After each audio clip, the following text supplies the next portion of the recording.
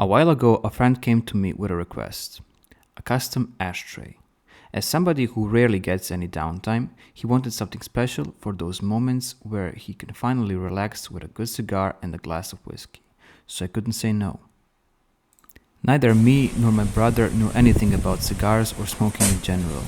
So with a lot of trial and error, this is what we came up with. A two-piece design ashtray CNC machined out of aluminium.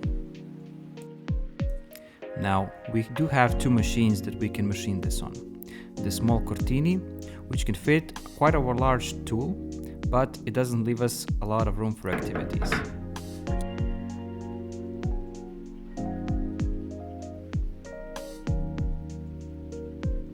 This other machine, Datron, has plenty of space on its workbench. However, it has a much smaller tool size, up to 8 millimeters. Now, some would argue that it's not about the size of the tool, it's how you use it. And here, I guess we can agree, since this is a high-speed machine with up to 60,000 RPM for the spindle. Though at the time when all of these videos were filmed, we were still very new to this machine, and we were really afraid to push it, especially at higher RPM. And this is kind of necessary if you want to get a nice finish. This video that you're seeing now is us measuring in the custom tool that we had to make for the ashtray itself. So we even had to make custom tools for overall easier milling and to even get a better finish.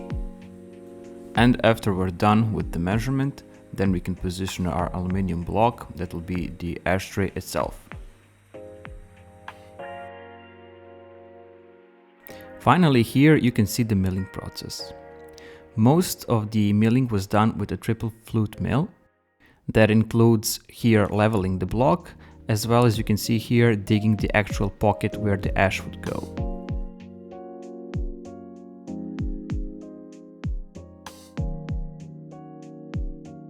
The rounded area where the cigar would sit was first also done with a triple flute mill, and at first it looked like a staircase, only then to be finished with a ball nose mill.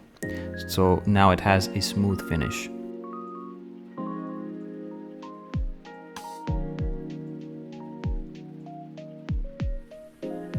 After finishing a couple of these upper pieces, it was then time to make the bottom piece. Remember, I said it was a two-piece design. And here you can see us simulating the machining before actually putting the program inside the machine. This is done so we wouldn't crash the machine.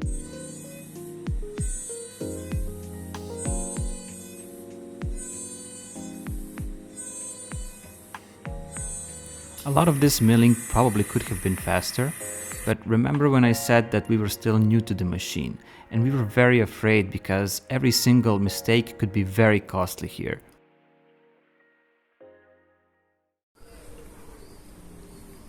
And here we have a finished machined piece. Now all that's left here is to get it anodized and laser engraved.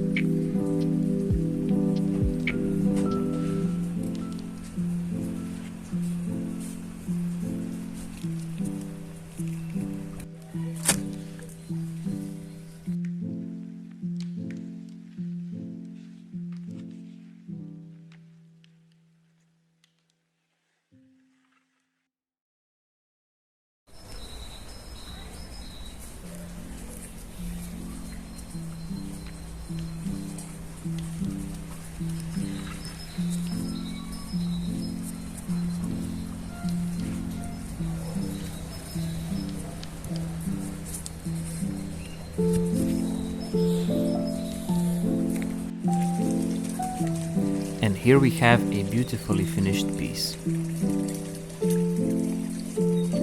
Since we considered selling these, we wanted to have a couple of color options as well as a couple of material options as well, so the potential users could customize how they wish.